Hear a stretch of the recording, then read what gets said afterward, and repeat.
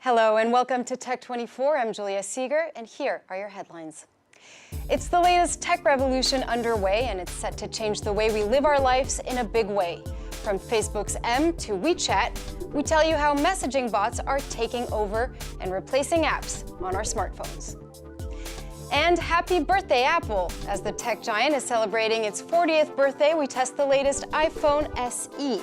Time as well to ponder on whether the company is going through a midlife crisis. We'll ask our in-house expert. But first, thanks to technology, today you don't need to be able to play a musical instrument to perform in a concert. All you need is a smartphone and the app SmartFaust. The concept was introduced 2 years ago. The public is invited to use cell phones to create a symphony, an experience that gives you the sensation of being a real musician. Here's Sanam Chantier with a look at the future of music. Is it a bird? Is it a plane? No, it's sound produced by some 20 amateur musicians using their smartphones. Here in Lyon, technology meets music, and this young crowd has been quick to embrace innovation. It's pretty impressive if people can create a sound by simply using a smartphone. We need to integrate this into our lives. We're used to brass instruments, guitars, pianos, but in a decade, smartphones will be a musical instrument of their own. Using a smartphone to produce music, the idea was born here in the early noughties. Today, there are 13 apps to download, amongst them Faust, which can not only create new sounds, but also produce the tunes of traditional instruments. When we want to make a musical instrument, we must be able to describe it, and for that we need some sort of a language. So we've also developed specialized vocabulary to describe electronic musical instruments on computers, phones, and other digital platforms. A language which has captivated Xavier Garcia.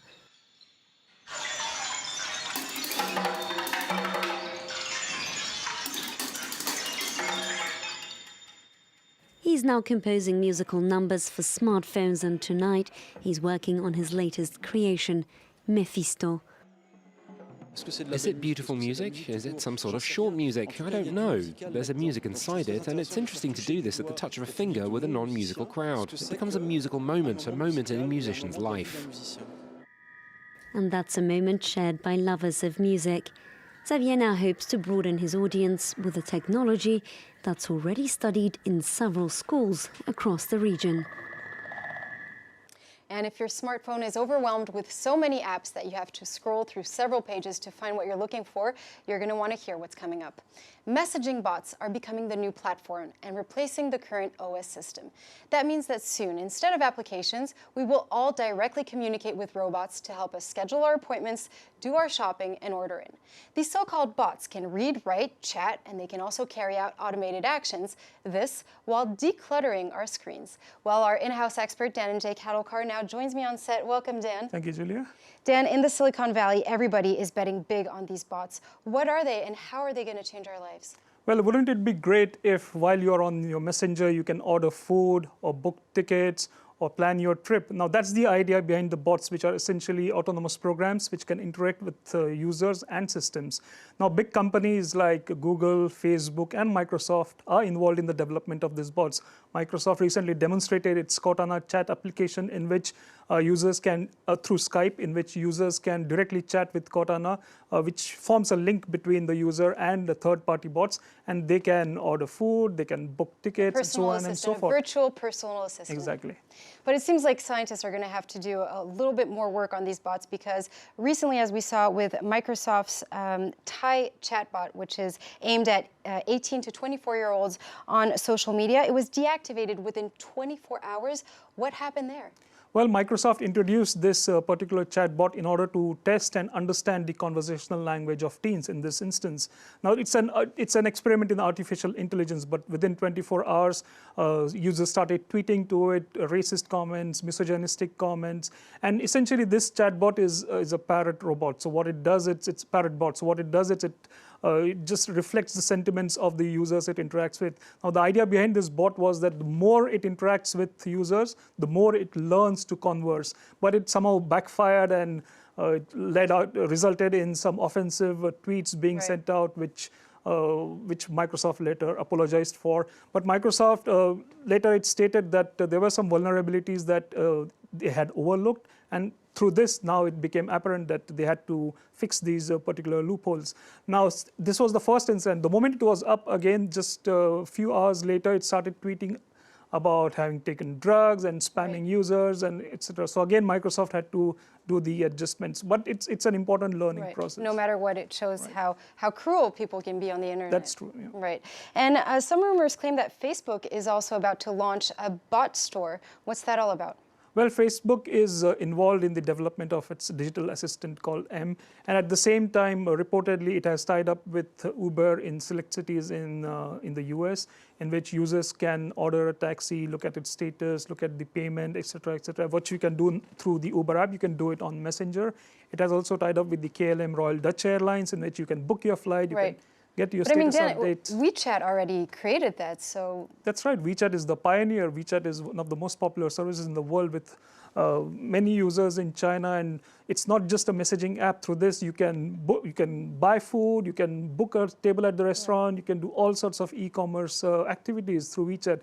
And not surprisingly, it reached an important landmark when it now almost has 700 million users. And while we're speaking of landmarks, Apple, the tech giant, which is celebrating its 40th birthday, has also passed a major milestone. Today, there are more than 1 million Apple devices in use around the world. An incredible milestone, as CEO Tim Cook put it during the Apple's spring product unveil at its headquarters in Cupertino, California.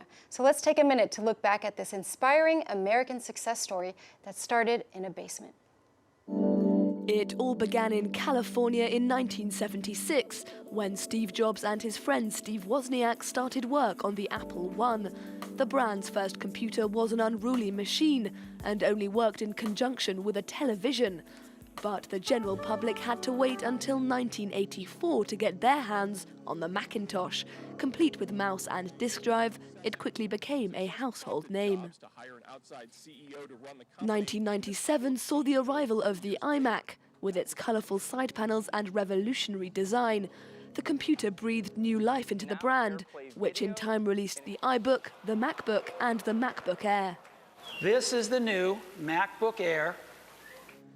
The iPod came along in 2001, the first portable music player with an inbuilt hard disk, and 2007 heralded the arrival of the first iPhone. It's a revolutionary mobile phone. 2010 saw the arrival of Apple's first tablet computer, the iPad. Tireless diversification defined the years that followed, with iTunes and the Apple Store fighting for preeminence in the digital music and app marketplace. But since Steve Jobs' death in 2011, Apple has struggled to maintain its pioneering edge. The Apple Watch hasn't taken off in the way some had predicted, while on the stock exchange, the company's been dethroned by Google, now the world's most valuable company. And we're going to take a look at Apple's latest iPhone in Test 24. Stay with us.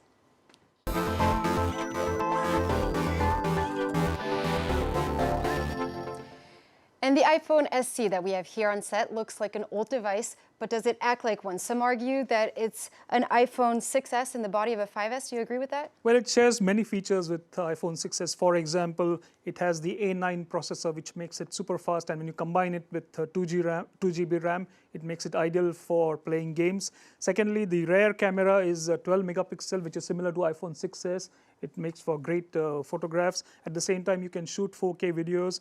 Now, unlike iPhone 6S, the front camera, it lacks a bit in the sense that it's not 5 megapixel, but it's 1.2 megapixel. So it doesn't have the same effect when it comes to taking selfies as you do in iPhone 6S. But personally speaking, I wouldn't mind, or rather I would love to have a phone with such powerful specifications specification, but which is handy. I personally use iPhone 5, so I would be thinking on going, if I wanted to go for an upgrade, I would definitely go for this phone because the price range is quite low compared to iPhone 6s. So for example, this 64 GB model, it comes at €489, which is quite less than iPhone 6s. So yeah, these are some of the impressive features But this I mean, this iPhone looks like any other iPhone that came out in the last decade. Some argue that Apple is essentially repackaging its old hits. Some even say that Apple is going through a midlife crisis. Do you agree with that statement? Well, not entirely, because Apple is now the second most valuable company in the world, and it reached that stage through not After only Google. Exactly, not only through introducing smart products, but through smart marketing as well.